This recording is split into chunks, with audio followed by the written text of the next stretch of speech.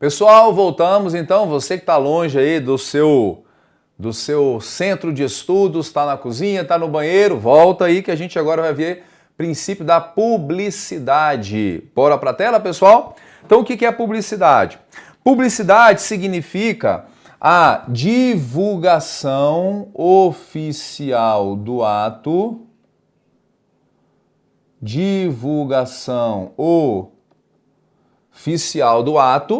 para sua produção de efeitos e demais atos da administração que demonstrem a transparência das suas condutas. Então é a divulgação oficial dos atos para a produção de efeitos e demais atos que demonstrem a transparência da administração pública. Então isso é questão de publicidade. Então a gente divide aqui a publicidade em duas partes e a gente vai explicar. Divulgação oficial para que o ato produza efeitos. E quando a gente fala que a publicidade, a divulgação oficial de atos, significa isso aqui, ó, vem para a tela, significa a publicação dos atos, para que o ato produza os seus efeitos. Então, cuidado aqui, porque não há um princípio da publicação, há um princípio da publicidade. A publicação é uma forma de se fazer publicidade, mas a publicidade com princípio, ela vai muito além de meras publicações. Publicação é a divulgação do ato na imprensa oficial, é o seu nome saindo na lista de aprovados. Pensa, teve o concurso do INSS, você foi aprovado e saiu. Aprovado dentro das vagas. Ali aconteceu a publicação. Então, se alguma questão falar, são princípios da administração pública, legalidade, impessoalidade, moralidade, publicação e eficiência. Vai estar errada a questão. Por quê? Não há princípio da publicação, a publicidade, que é mais abrangente do que falar em mera publicação de atos em imprensa oficial. Fechado nisso aí, pessoal? Então, é publicação. E a publicação é uma condição para o ato produzir efeitos. É uma condição, então, de eficácia dos atos administrativos. Ou seja, o ato só será eficaz, só começa a produzir efeitos quando acontecer a publicação. Quando acontecer a publicação. Então, imagina que você passou num concurso do INSS, ralou pra caramba, e aí você chegou e você foi nomeado, tomou posse, está lá há 5 anos. Um dia você fala, não quero mais isso aqui para mim, não é o que eu imaginava, eu quero minha exoneração. Imagina que você faz um negócio desse. Aí você vai no RH e fala assim, RH, me dá aí, eu vou preencher agora. Preencheu, entregou para o RH. A partir dali você foi realmente exonerado? Ainda não. Por quê? Só quando o seu pedido for publicado, só quando acontecer a divulgação no Diário Oficial, o servidor tal, foi exonerado a pedido. Aí sim, produziu efeito, rompeu o vínculo e você não volta mais, a não ser por novo concurso. Mas é uma condição para produzir os efeitos determinados pela lei, é essa publicação, ok? E tem ainda demais atos, vem para a tela aqui, que demonstrem transparência. Então, portal da transparência que divulga contra-cheque de servidor, é uma forma de fazer publicidade. Divulgação de atos na Voz do Brasil, é uma forma de fazer publicidade. Divulgação do que fez a administração na televisão, na rádio, é uma forma de fazer publicidade. Então, todos os demais atos demonstram transparência, faz publicidade. Cuidado, atenção isso aqui, ó. Cuidado, eu vejo questões que falam assim, ó. A divulgação de atos na Voz do Brasil é suficiente para atender a publicidade? A divulgação de atos na Voz do Brasil, ou então a publicação de atos no Diário Oficial é suficiente para atender a publicidade? Não é. A questão estaria errada. Por quê? Porque publicidade é muito mais do que isso. Divulgação de atos na Voz do Brasil, que é a rádio oficial, a empresa pública que faz a divulgação, não atende a publicidade por completo. São poucos atos que saem ali na Voz do Brasil. Nem todo ato vai para o Diário Oficial também não. Tem vários atos internos da administração que saem só no boletim interno daquele órgão ali e não vai tudo para o Diário Oficial. Então, a publicidade é atendida com uma série de condutas e não com um ato isolado só de divulgação na Voz do Brasil ou a mera divulgação na imprensa oficial. A imprensa oficial, essa divulgação, é uma forma de fazer a publicidade. Só que tem muito mais do que isso para que o princípio seja atendido. Fechado? Bola para a tela, vem cá então, olha só. Exceções à publicidade. Está no artigo 5º, inciso 33 da nossa Constituição, que fala: todos têm direito a receber dos órgãos públicos informações de seu interesse particular ou interesse coletivo ou geral, que serão prestadas no prazo da lei, sob pena de responsabilidade, ressalvadas aquelas cujo sigilo seja imprescindível. O que é imprescindível? O CESP usa muito essa expressão. Que seja indispensável à segurança da sociedade e segurança do Estado. Então aqui temos, por exemplo, a LAI. O que é a LAI? Lei de Acesso à Informação. Lei 15257 de 2011, que vai regulamentar este artigo da Constituição e vai dizer quais são as situações que pode restringir a publicidade por esse fundamento que está aqui na Constituição. Segurança do Estado ou da sociedade. Fechado? E olha só, pessoal, ainda temos na Constituição, vem para a tela, atos que possam violar a intimidade ou que possam violar a privacidade. São atos que também podem ter a publicidade restringida. Então, por exemplo, um processo disciplinar contra um servidor que tem suspeita de que ele está faltando porque ele tem dependência alcoólica, você não vai divulgar isso para todos, vai divulgar só para quem é interessado no processo. Então você, para proteger a intimidade, para proteger a privacidade de certos atos, você pode restringir também a publicidade administrativa. Fechado, pessoal? Bora avançar? Vem para a tela com a gente então, olha só. Eficiência. Pessoal, o princípio da eficiência exige que os atos sejam praticados com presteza, com perfeição, com rendimento, qualidade e com a melhor relação custo-benefício. Então, isso é eficiência.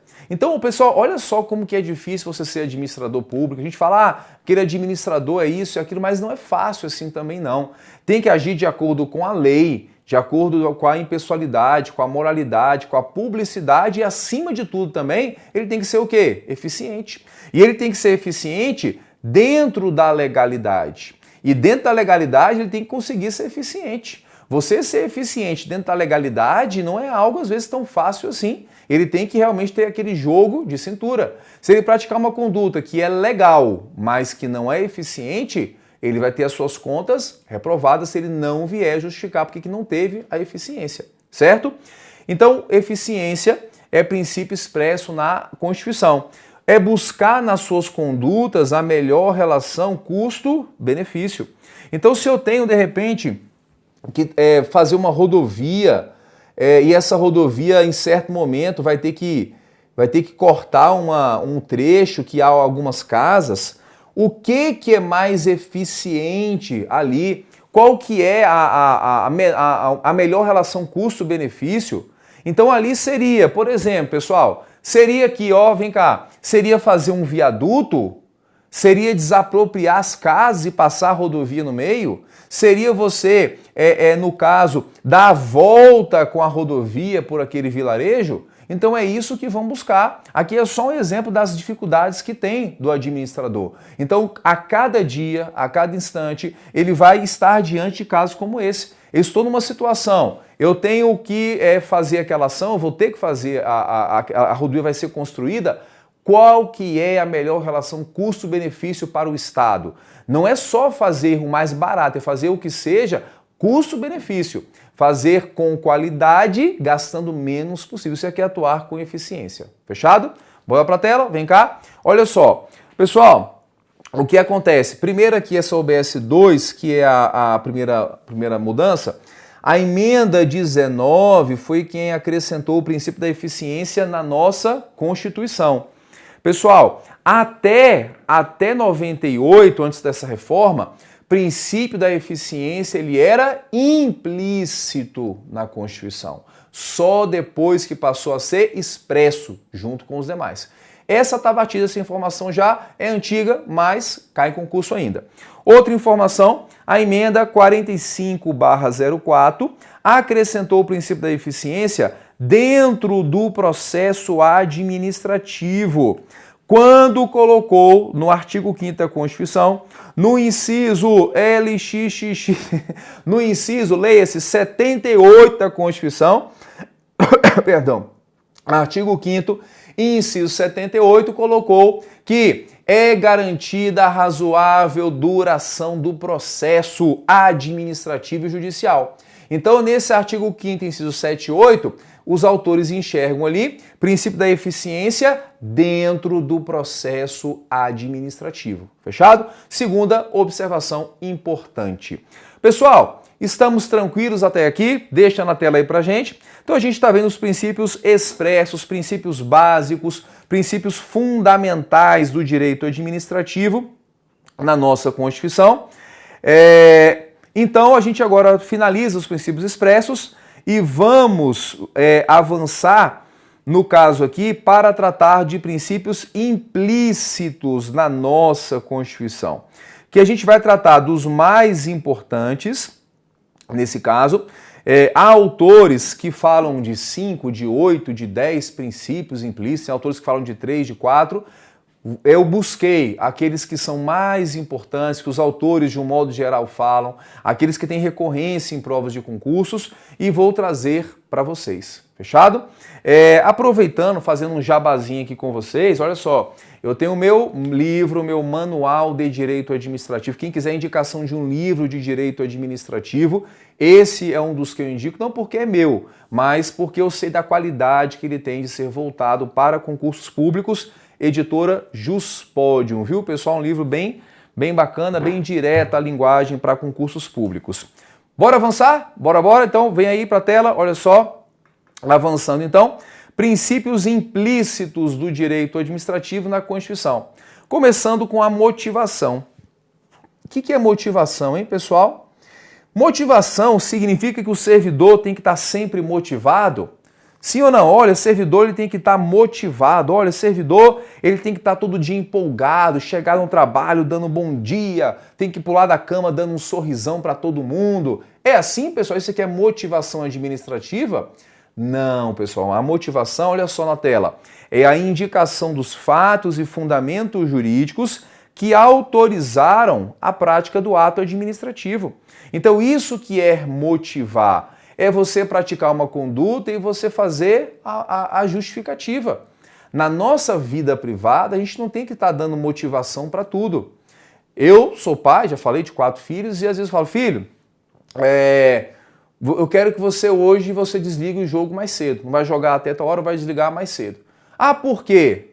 Porque eu quero. Eu posso fazer isso, eu posso fazer. Eu posso não, porque hoje eu quero que seja assim. Eu não preciso ficar explicando as minhas razões. Pai, você vai chegar hoje que eu lá vou chegar mais tarde. Por quê? Porque é assunto meu. Eu não preciso ficar motivando. Claro que eu vou explicar quando entender que tem explicação para isso e tal, mas eu, como pai, para os meus filhos, eu não sou obrigado a ficar justificando. Na nossa vida privada é assim. Eu tive um colega que a namorada dele terminou, olha só a situação, e ele falou assim, olha, fulano, vou dizer o nome não, fulano, não vou falar nome porque eu odeio fofocar, viu, pessoal? Mas fulano, o sonho acabou para você. Como assim o sonho acabou? O namoro terminou, já era, tô terminando com você. E ele, não, mas então por que acabou? Me fala, eu preciso saber. Ela disse, eu não vou te falar, ponto final. E não falou até hoje, pessoal, olha só. Até hoje ele não sabe as razões pelas quais ela terminou o namoro com ele. Ela teve motivos? Teve, só resolveu não fazer a apresentação. Então, na motivação da administração é assim, pratica-se a conduta e apresenta a motivação. Olha, estou demitindo você por essas e essas e essas razões. Eu estou, no caso aqui, fazendo contratação sem licitação, porque é uma situação emergencial, a ponte caiu, o município tem que ter aquela ponte ali, senão vai ficar inviável o trânsito de pessoas. Nesse caso, a lei está me autorizando, está fundamentada aqui no artigo 24 da Lei de Licitações e Contratos, então está dando toda a fundamentação. Então isso é fazer a motivação, é praticar conduta e explicar, praticar conduta e explicar. Tem a motivação e tem o quê? E tem os chamados motivos do ato. Motivos.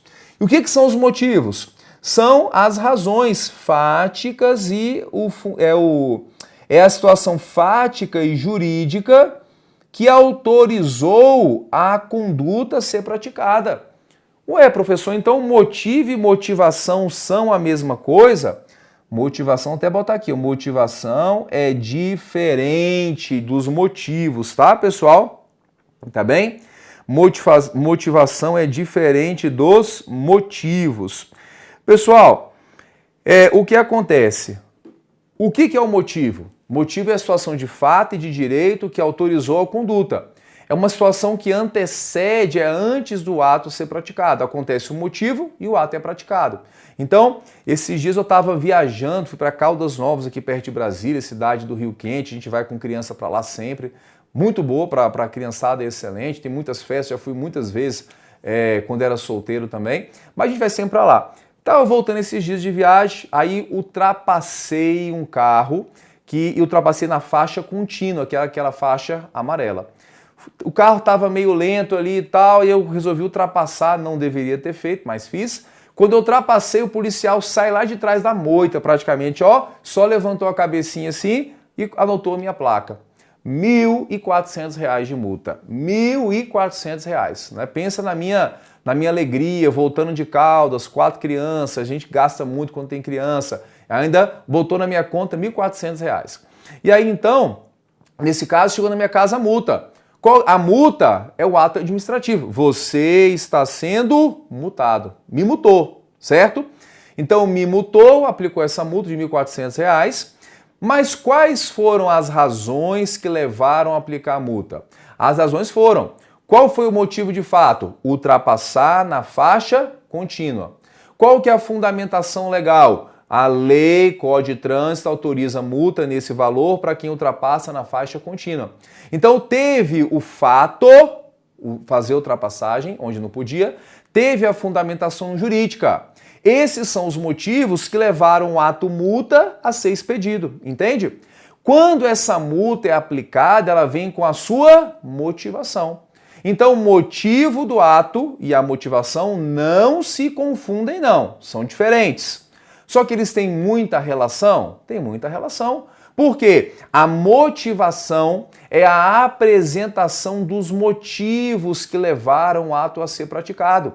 A motivação é essa justificação. Olha, senhor motorista, eu estou multando você. Por quê? Porque naquele dia, naquela hora, naquele quilômetro, você ultrapassou na faixa contínua. O agente de trânsito de matrícula tal, conferiu que você realmente fez isso e estamos multando você com essa fundamentação legal. Então vem o ato multa e ele vem com uma motivação, com uma fundamentação. E essa motivação é nada mais do que pegar os motivos que levaram o ato a ser praticado e apresentar. Olha, está sendo multado por isso aqui. Quer saber? Então a motivação é essa, a apresentação dos motivos. Entende isso aí? Tranquilos? Beleza, guerreiro? Beleza, guerreira? Podemos avançar então? Na tela, olha só. A motivação, então a gente já sabe o que é. A motivação é a regra, certo, pessoal? Por quê? Porque no passado existia muita discussão.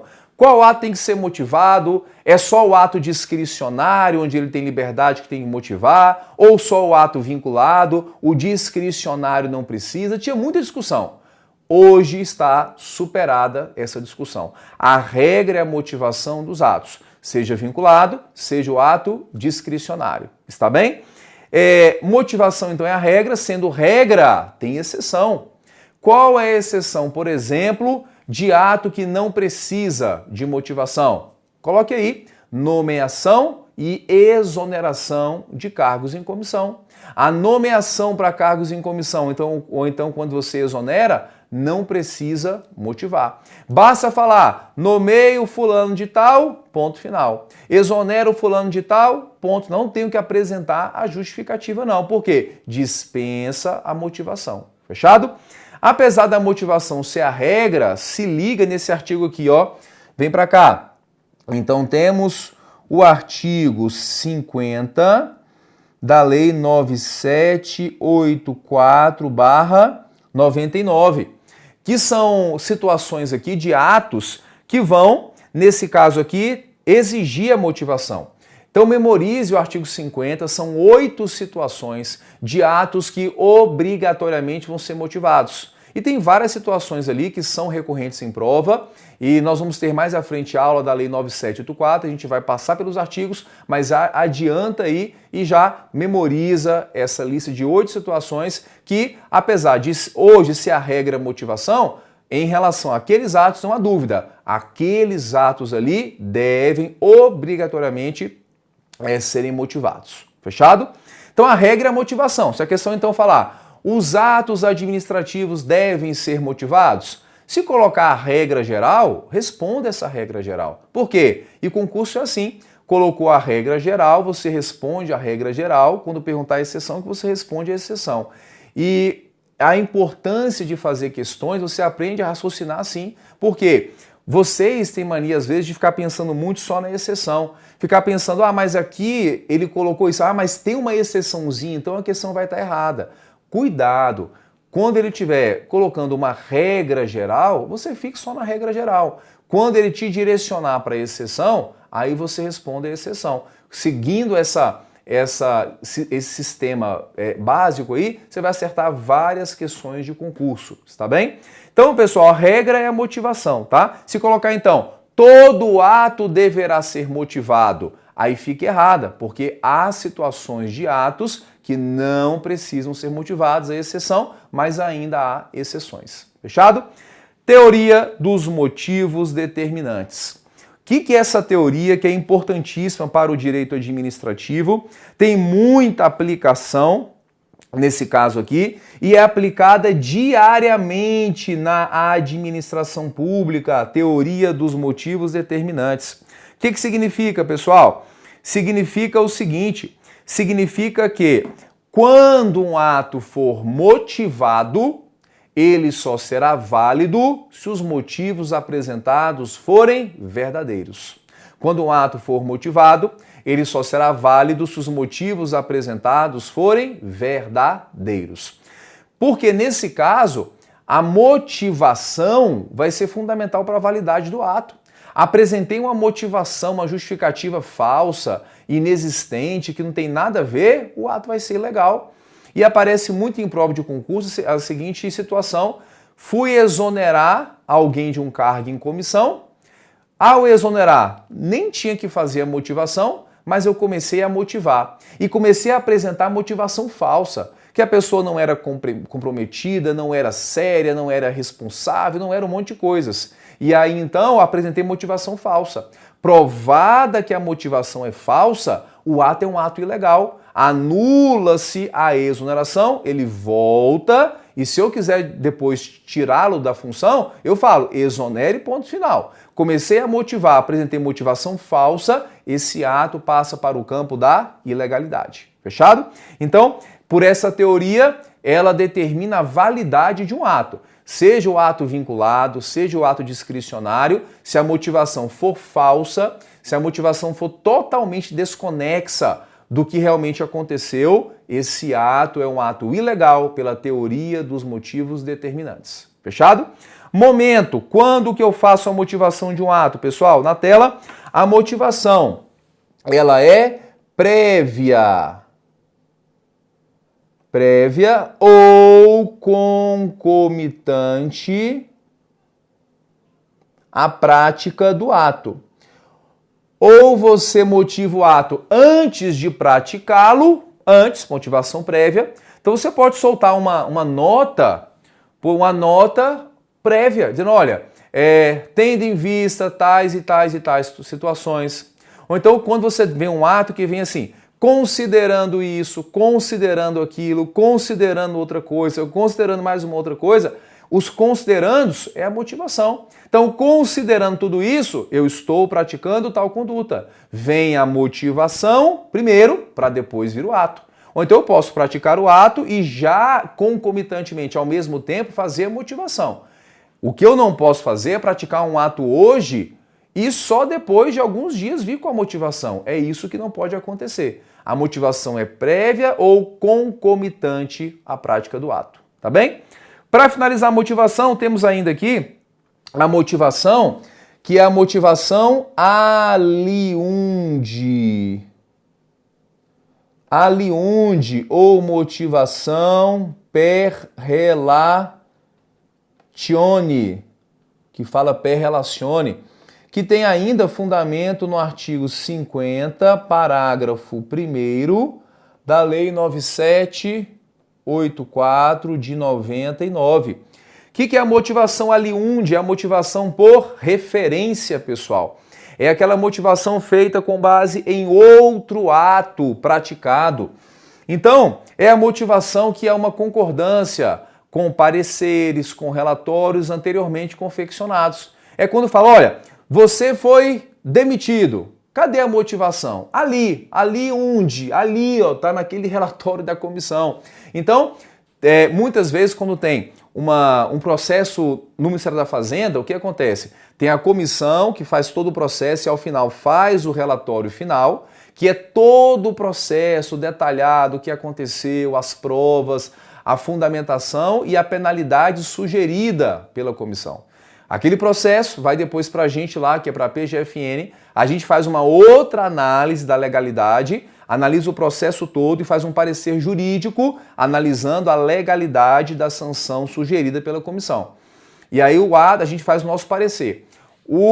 Depois disso tudo vai para o ministro da Fazenda. Lá tem uma equipe que vai analisar e vai dizer, olha, e o ministro faz um decreto, né? Pedro, ele faz uma portaria. Ele fala, tendo em vista as razões constantes no relatório final da comissão, tendo em vista as razões constantes no parecer da PGFN, estou aplicando a demissão. Então, o ato dele é válido. E a motivação não está no ato que ele pratica, está onde? Está nos pareceres, nos relatórios que vão em anexo à portaria dele fazendo a demissão. Então, é a motivação por referência. É a motivação per relacione, motivação aliunde, ali, ó, tá bem ali a motivação, tá? Só para você lembrar. Mas motivação aliunde é motivação por referência, ela é admitida, inclusive tem na Lei 9784/99. Fechou? Estamos tranquilos então? Então vamos encerrar aqui esse vídeo. Bate aí. Psh, psh. Intervalo agora de 5 minutos, vou ali só tomar uma aguinha, sentar um pouquinho, relaxar as pernas e a gente volta em 5 minutos e vamos até 11h30. Fechou, pessoal? Maravilha? Então, até já!